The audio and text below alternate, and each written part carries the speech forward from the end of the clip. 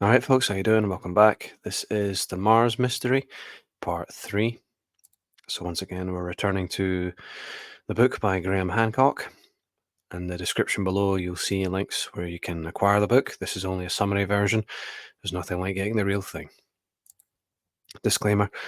Under Section 107 of the Copyright Act 1976, allowances made for fair use for purposes such as criticism, comment, news reporting, teaching, scholarship, and research.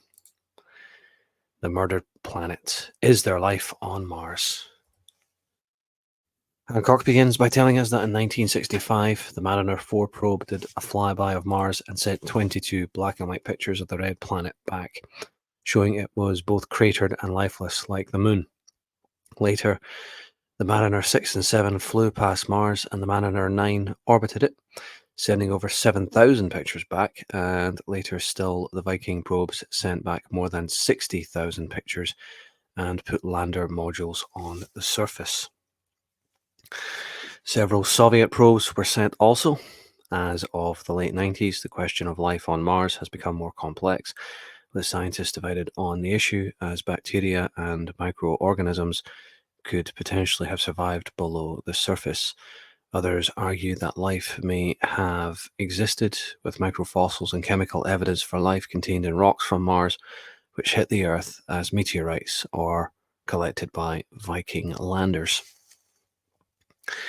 Testing positive. So the 1976 Viking mission found no strong evidence for life on the Martian surface. According to NASA, but Dr. Gilbert Levin, a scientist involved in the Viking project, disputes this as he found positive readings. Hancock states that he wanted to announce this, but he was overruled by his NASA colleagues, who apparently found only negative results. And Hancock seems to imply that they were probably incompetent and didn't want to be embarrassed. Imagine that, right? Hancock goes on to say that in 1996, Levin spoke out only after NASA announced traces of microfossils were found in a meteorite, which supports Levin's view that there has been life on Mars all along. Shocker, albeit on a micro level. Colin Pillinger of the UK's Open University states, quote, I passionately believe that conditions on Mars were once conducive to life. Really? You think so? hmm Living in extremes. Martian temperatures are extremely cold, ranging from minus 23 degrees Celsius to minus 137 degrees Celsius in some parts, and there are few breathable gases like oxygen and nitrogen. Atmospheric pressures are too low, making liquid water on Mars an impossibility, which also rules out the possibility of life on the surface. And but what about below the surface? Hancock states that for Mars to have been a living world, liquid water was needed, and he then states there is evidence that this was once the case. Hancock states that scientists believe it possible that cross-contamination could have occurred before the space age, that just as Martian meteorites have reached Earth, so too could rocks that have, quote, splashed off the Earth's surface as a result of previous asteroid impacts have reached Mars. Spores of life could have been carried by one planet to the other quite easily. Paul Davis of Adelaide University is quoted as saying, some species of bacteria found on Earth might have been able to survive there. If life had become firmly established on Mars in the remote past, it could have gradually adapted to the present harsher environment. I think all this is kind of reaching a little bit, to be honest. High stakes debate. Dr. David McKay, who worked on investigating microfossils on a Martian meteorite, states that organic molecules and carbon compounds have been found and are the basis for life, and unusual mineral phases were also found that relate to primitive Earth-based microorganisms. Other scientists don't find Dr. McKay's theory very convincing, however. In the pro-life camp, as Hancock puts it, Professor Colin Pillinger is notable, along with Dr. Monica Grady and Dr. Ian Wright of the Natural History Museum in London. Working together, they discovered organic material residing in a Martian meteorite. Tests on another meteorite provided by NASA, no less, to Pillinger and co. provided evidence of carbonates not more than 600,000 years old. Hancock writes that NASA's Johnson Space Center, JSC, stated that the importance of evidence provided from Martian meteorites may prove to be one of the biggest discoveries in scientific history. Yeah, as long as they can control the narrative, anyway. The Times newspaper predicted this was a discovery, quote, that will profoundly alter our perceptions of the universe. John Gibbons, White House science advisor, said, quote, life may be pervasive in the universe. You think so? Daniel Golden, NASA chief, stated, quote, we are on the doorstep to the heavens. Is life unique to Earth? Colin Pillinger surmises, quote, this is what people care about, if in this. Hidden agenda. Hancock then points out that Daniel Golden, the boss at NASA, spent 25 years at TRW, a defense contractor. I've no fucking idea what TRW is. Don't want or need to know either. Just some three-letter agency, no doubt. He was appointed by President Bush. Researcher Dan Ecker states, quote, ever since Golden has been in charge, spoilers, by the way, Golden's not really in charge, he's just a puppet. Many of the civilians in NASA have been replaced by former DoD, Department of Defense people. Not shady at all, like, not suspicious in the least.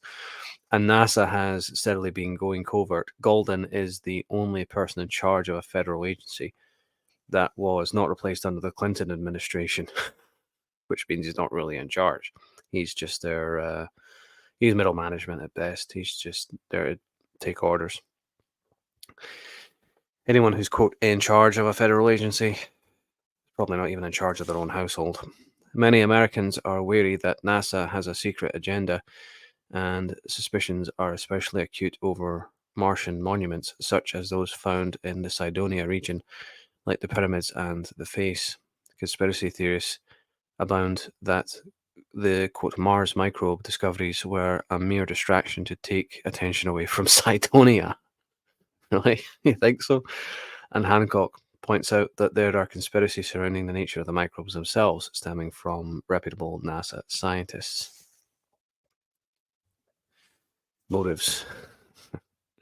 Hancock points to a meteorite 4.5 billion years old, which splashed off the Martian surface 15 million years ago, probably as a result of a collision with a comet or an asteroid that made its way to Earth and landed in Antarctica about 13,000 years ago and was discovered in 1984. Wasn't this the plot for the X-Files movie? Am I misremembering? Anyway, up to a point, Roberta Score of the National Science Foundation recovered the meteorite and sent it to the Johnson Space Center, where it was ignored for years before researchers discovered it had the same chemical signature the SNC meteorites. That was covered in the previous presentation I've done. From 1993 to 1996, NASA scientists investigated the meteorite. The investigation team was led by David McKay and Everett Gibson of the Johnson Space Center, later adding specialist Kathy L. Thomas Caperta of Lockheed Martin and Professor Richard Enzier of Stanford University. What do Lockheed Martin and Stanford University have in common with each other? That's the question I'd be asking. Why are you sitting for somebody from Lockheed Martin? Isn't that like a defense contractor? To investigate a meteorite? That's a bit odd. The team became insular and secretive, not sharing their findings with other departments and refusing to talk to outside colleagues about their work. Yeah, pay attention to the details here. This is a bit strange. You got two experts, one from a university, the other one from a defense contractor, investigating a meteorite, and they're not talking to anyone. Okay. Not suspicious at all, like. David Des Marais of the Ames Research Center remarked, quote, there's certainly a lot of competitiveness between NASA centers at the moment with government cutbacks. By 1997, Ames scientists had not managed to persuade the JSC, that just means the Johnson Space Center, to release meteorite samples for study. Quote, we really want to do a chemical analysis to check for signs of life, said Marius. De Pietro was a co-discoverer of the DNM pyramid in Cydonia, and his belief that this is an artificial structure made him something of a pariah within NASA.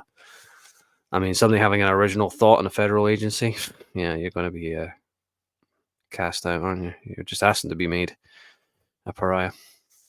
Credit where credit is due. Dr. Brandenburg has also been ostracized as he authored controversial papers about Cydonia, controversial according to who you have to ask. De Pietro pointed out that the hunt for Martian life via the meteorite routes actually began not with the Johnson Space Center team, but rather with Dutch scientist Bartholomew Nagy. I'm presuming that's how you pronounce his surname, I'm not sure. All the way back in the 1960s, Nagy published a paper in 1975 about organic compounds and meteorites, and his findings were later corroborated by Pillinger and his team in England, and another paper published in 1989. Brandenburg and De Pietro undertook a detailed review of the Nagy and Pillinger findings, and by 1994 they began to believe that they'd come across signs of life. They published a paper in 1996 noting that meteorites from Mars contain a greater amount of organic materials than other meteoric types. Hancock states that NASA never mentioned the work of Brandenburg and De Pietro or the findings of Nagy, Pillinger, and Wright when they announced in 1996 the discovery of microfossils in Martian meteors. Brandenburg and De Pietro claimed to have told NASA chief Dan Golden about their discovery of microfossils in Martian meteorites more than a year before NASA's official announcement in 96. They might as well have reported it to the tree in a parking lot. It would have done them about as much good. De Pietro states that he managed to briefly get Golden's attention during a conference at the National Academy of Sciences in Washington, handing him a dossier about Martian meteorites containing organic carbon and fossils. Hancock wonders why Golden did not therefore acknowledge Brandenburg and De Pietro's findings when publicly acclaiming the parallel work of the JSC team, or the Johnson Space Center. Golden sidelined them. Yeah, they might as well reported their findings to a brick wall. I mean, look at Daniel Goldin. That is the face of a bureaucrat. He's just a puppet, basically. Little green men. Hancock states that intrigue and power politics obscured the question of life on Mars, particularly if you happen to work at NASA. That part I added myself. I mean, this is a summary of what Hancock's written, but, that's my own conclusion. In 1997, at a press conference, Daniel Goldin said of the JSC team that their dedication and painstaking research were commendable, having made discoveries, quote, that may go down in history for American science, as long as, you're following the federal narrative, but also emphasized, we are not talking about little green men. There is no evidence or suggestion that any higher life forms ever existed on Mars, or at least that's the government narrative. And by the way, it's not the little green men that I would be afraid of, but rather the little grey men, if you get where I'm going with that. Hancock states that Golden was, quote, economical with the truth. No, he's a bald-faced fucking liar regarding the credit for the meteorite discoveries of the JSC team. And may have been withholding something and dismissing the possibility of higher life forms on the red planet. Geez, you think so? Professor McDaniel of Sonoma State University observed, quote, it's very interesting that as long as it's microbial life, there's no problem. But if it were little green men, then there's a problem. Again, I would correct him by saying if it's little grey men, it would be a problem. But yeah, obviously, Mr. Golden, like I say, just a puppet there. So, as always, leave your thoughts and comments below, and I'll see you in the next time.